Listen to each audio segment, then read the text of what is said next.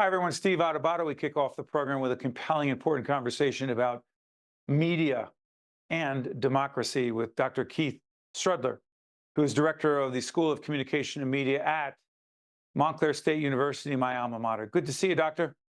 It's a pleasure to be here.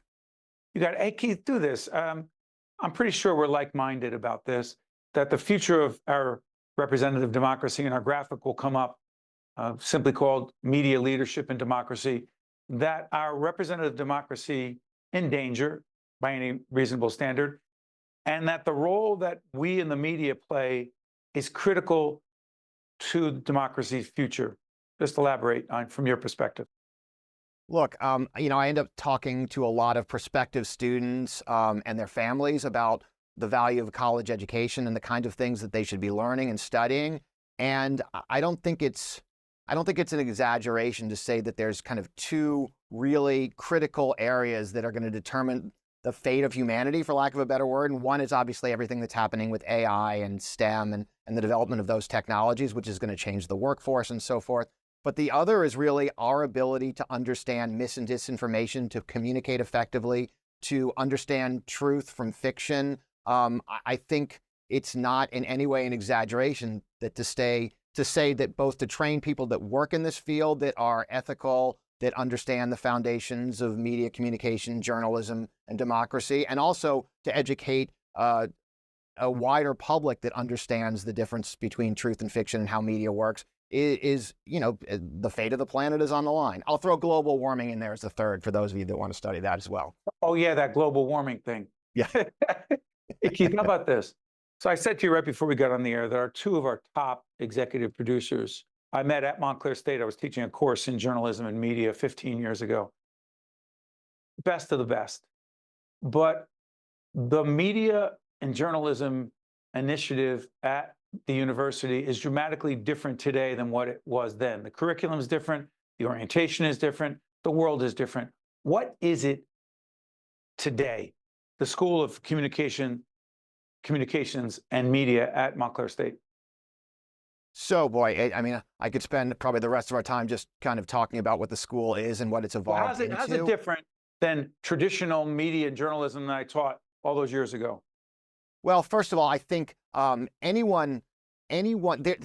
are fewer walls between the silos of storytelling than ever before. So, when you were teaching here, there were pretty strict walls between different forms of journalism, certainly between film and television. The PR people were over there, right? The reality is everyone is kind of engaged in some form of storytelling using various tools, working with different audiences. So if you're going to be working in this business now, you're going to have different kinds of relationships with people that you used to think of almost as your enemies, right? And you are going to have to be able to tell.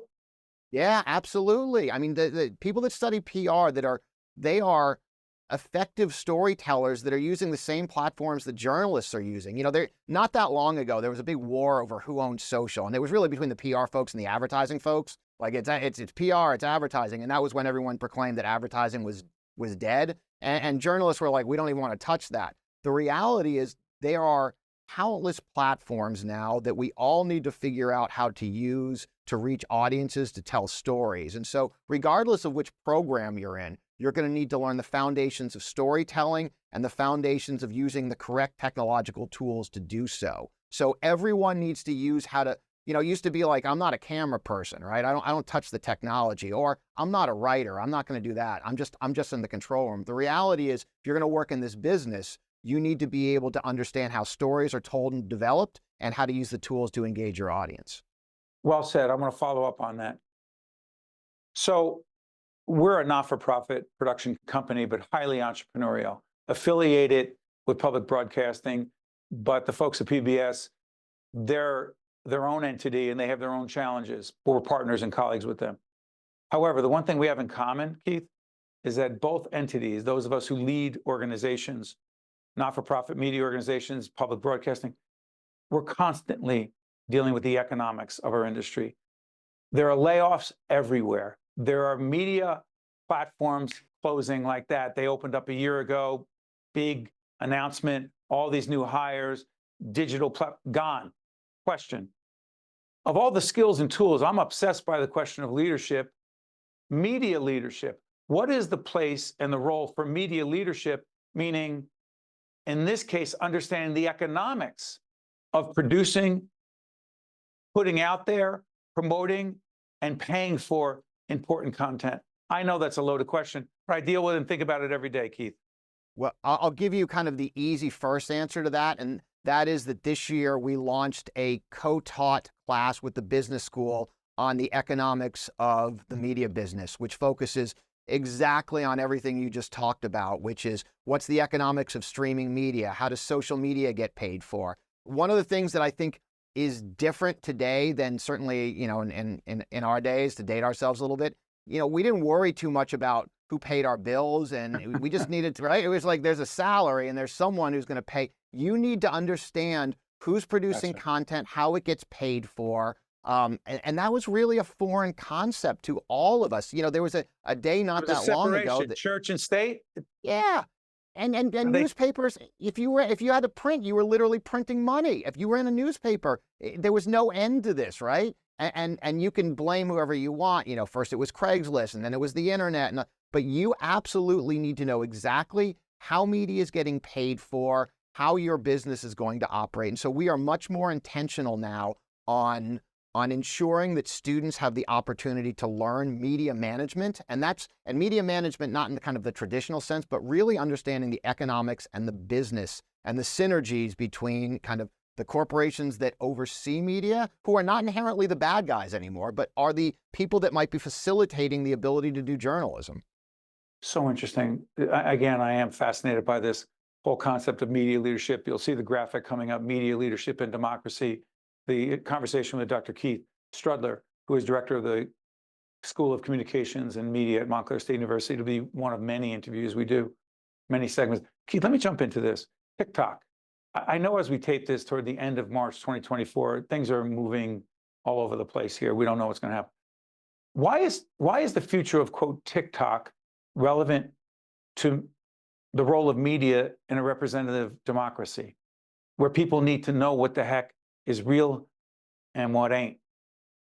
Yeah, so I mean, there's a lot in that question, and some of it is just this notion of literacy and being able to understand misinformation and disinformation, which is a huge challenge with, look, we're dealing with a population now that is natively kind of working with phones and social media. So the students that we have now and the young people that you're going to be hiring soon, these are people that never grew up without social media and never grew up without a production tool in their pocket, right? We come into it with a sense of cynicism, right? With like, well, that's social and that's TikTok, but I'm going to watch Steve's show. I'm going to watch nightly news. I'm going to get my real information. I'm going to watch PBS NewsHour, right? You're very high-minded, doctor. Absolutely. Absolutely. We love PBS. But the reality is these students have grown up thinking that they're getting their news and information from places like TikTok and Instagram and so forth. And so there is this whole, there's a whole process that we need to go through, which really needs, to put it on universities is a lot, really needs to be part of secondary education, which is helping students to understand what is real and what isn't, and how social media operates, how algorithms operate, why you're getting fed what you're getting fed, understanding why your feed looks very different than other feeds. Look, I had a conversation yesterday with an agency executive who is, they're obviously very aware of what could happen with TikTok because their clients love TikTok as a way to use influencer marketing. It's a very effective sales tool for young people. But the reality is each one of these social platforms, whether it's TikTok or Instagram, and then some of their affiliated, anything in the Meta platform, and obviously Twitter, which has its own issues, they all operate using different algorithms and with different kind of motivations. So it's not even as easy as understanding, and I'll get to the initial question, as understanding kind of how social works and mis and disinformation works. The reality is the question of TikTok really deals with understanding how TikTok operates and its motivations and how influencers get to young people and how young people continue to get fed information. But this is so interesting on so many levels. I know I'm blowing past the brakes because this is important. Let me try this. So very often when we go out to funders or prospective underwriters, they'll ask how many, what are the ratings? The ratings are what they are. But again, more and more part of media leadership in my mind is taking your content and obviously, everyone has to do this, have it on so many different platforms. And so we look at those metrics, if you will, right, Doctor? But let me throw this at you and connect it back to democracy, the future of our country, a free people, a representative democracy, a republic, as some people say, Adebato, it's not a democracy, it's a republic. I'm like, all right, we're going to have that conversation. I'm not doing that now. Here's the question. Numbers. This conversation about media leadership, we'll put it all over the place. I don't know how many people are going to be willing to watch any of it or all of it. If I were to interview a white supremacist who said the most vile, outrageous, hateful, racist things, I guarantee you the numbers would be off the charts. Here's the question. How would I be doing anything meaningful as it relates to promoting and protecting our representative democracy? You wouldn't, but that's not how the platforms are set up. They are not built on, look, with all due respect to Facebook and Meta and all these other companies, they don't have as their singular goal as to save democracy. Their goal is to generate revenue and is it any goal? It's not their singular goal. Is it any part of the equation at all? They would suggest that opening up a platform for a wide range of voices, and that they have people that monitor content. But the reality is, a lot of the things that you talk about, things like hate speech, the platforms are in many ways specifically set up to encourage that kind of dialogue. The algorithms continue to feed you that information, and we become thirstier and thirstier and thirstier for it. So the more you look at it, the more you're going to get. So the reality is, and I don't want to set up a kind of a dire kind of perspective of how the world's going to end, but the reality is, there is, as much as I believe in free information, free press, and the idea of restricting or limiting TikTok is a little disarming, because we start to say, what does that mean? But we have to get a better handle on how information is getting disseminated and how we prepare people to get it. We have literally just scratched the surface. We're talking with Dr. Keith Strudler, who's director of the School of Communications and Media at Montclair State University, our series Media Leadership and Democracy. Dr. Strudler, I promise we will have you back with other colleagues in academia and in the media to talk about this, because regardless of how many likes we get, we know it's important. Thank you, Keith. We appreciate it. I appreciate it as well. You guys stay with us. We'll be right back. State of Affairs with Steve Adebato is a production of the Caucus Educational Corporation, celebrating 30 years in public broadcasting. Funding has been provided by the Russell Berry Foundation, Holy Name, the Fidelco Group, New Jersey's Clean Energy Program, the Adler Aphasia Center, PNC Foundation, PSEG Foundation, Robert Wood Johnson Foundation, and by Delta Dental of New Jersey. Promotional support provided by New Jersey Monthly and by Insider NJ. Hey kids, PBS Kids and Delta Dental want you to have a healthy smile. So here are some tips for you to remember. Number 1, eat plenty of crunchy fruits and vegetables. Number 2, brush your teeth after eating sugary snacks or drinking sodas. And number 3, drink lots of water to wash away food particles. When your teeth are happy, all of you is happy. From PBS Kids and Delta Dental, have a healthy smile.